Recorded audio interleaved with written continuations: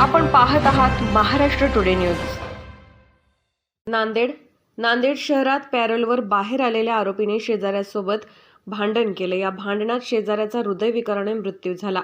या घटनेची तक्रार झाल्यानंतर पोलीस संबंधित संशयित आरोपीस पकडण्यासाठी गेले असता त्याने दहशत निर्माण करण्यासाठी नांदेड पोलिसांवर तलवार उगारली।